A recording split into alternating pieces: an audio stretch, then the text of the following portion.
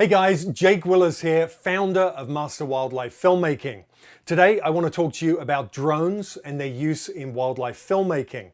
Now I love these things.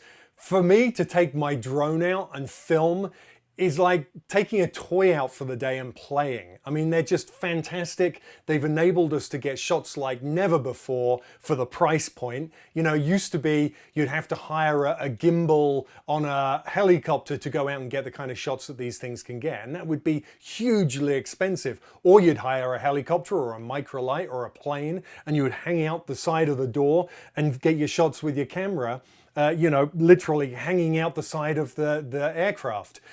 These days, we don't have to do that. We can get incredibly good quality footage by using these amazing little things, right?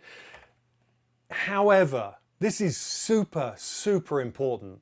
There's lots of people out there using drones to film wildlife. They fly them up to eagles' nests to look inside and see chicks or to see if there's eggs. They fly them over herds of animals. This is not acceptable unless the animals do not know that the drone is there. If they're blissfully ignorant of the drone being above them because it's high enough that the noise isn't affecting them and they can't see it, then that's fine. The same as it would be using a helicopter. But if that drone is close enough that they hear it and they're harassed by it, that is not acceptable.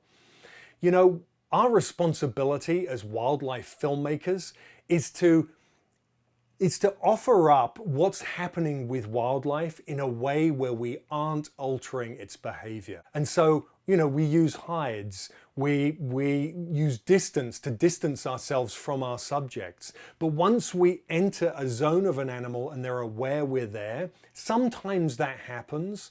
With bears a lot of the time, when I'm filming urban bears in a neighborhood and the bears come down, most of the time they know I'm there. But I'm not close enough to them that I'm harassing them or altering their behavior. And that's so, so important. Most of the time we're trying to film the behavior of a wild animal. If you fly a drone up to a wild animal, its behavior is not natural anymore. Its behavior is defensive because this thing is buzzing around in its face. That's not natural. If it's flown over the top of a nest and the bird has to fly at it to attack it, that's not natural. That would be natural if it was another bird, but not with us harassing them with these devices. It's our responsibility. It's really, really important that we remember that. A famous videographer once said that it's far more important to understand wildlife as a wildlife filmmaker than it is to understand our cameras. Right? It's far more important to understand the behavior of your subject than it is to understand the ins and outs of your camera. Right? You don't have to know how a gamma curve works or how a picture profile works for that matter. Right? You can buy those online, stick them in your camera, press play, press record, and it'll record a great image. Yes, you need to know the fundamentals of a camera, but you really need to know the behavioral aspects of the subject you're filming. Okay, otherwise you're going to put yourself in a dangerous situation. I believe that's totally true, especially when you're starting out.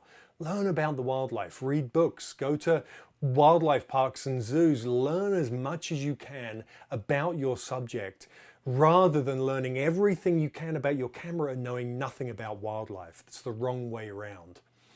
And so with drones, typically when I'm using a drone, I use a drone for scenic beauty shots. I'll fly them over mountains, prairies.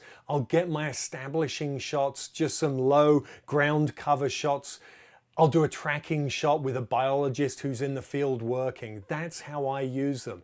Occasionally I'll use them with wildlife if I can fly them over a herd of wild horses and the wild horses are unaware of its presence. Fantastic, I'll do that. But you've got to understand the technology. You've also got to understand that these things are not infallible to going wrong. I've had an early version of the Phantom, the DJI Phantom. I had an early version where one of the props actually came off during flight. It sheared off the thread, and since the older versions of these, they've changed the way that the props go on. These are now a twist lock where they lock in place. It used to be threaded and they were self-tightening, but one came off one day and the drone came straight down. Now the reason I'm telling you that is because if you're flying over a herd of whatever it might be, or a flock or whatever, and the drone fails and comes crashing down, then you're liable to hurt the wildlife as well as alter its behavior and, you know, who knows what else. So it's really important to understand that these things do go wrong, they do break, they do fall out of the sky. So ideally don't fly them over anything that they're gonna harm. So that's my take on drones. Really a good idea. You know, use them for beauty shots, use them for tracking shots. There's so many great things you can do, but you know, it's really important to learn to use your camera, build a story, get the scenes you need, use these minimally. It's like time lapse. You know, when time lapse came out, everybody was doing a time lapse to put in their film. I love time lapse, they're great, but don't overuse them. I love aerial footage. It's fantastic, but don't overuse it. I hope you found value in this video. If you did, please comment below, give us a thumbs up. And also, if you haven't already checked out the Master Wildlife Filmmaking podcast, I really encourage you to do so. There are some great interviews on there, and there's some fantastic interviews lined up for the future.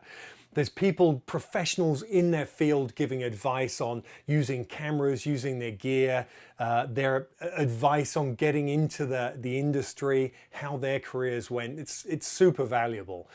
You can find that on iTunes, on Stitcher, and also by going to the masterwildlifefilmmaking.com website. In the meantime, grab your gear, get outside, and make it happen.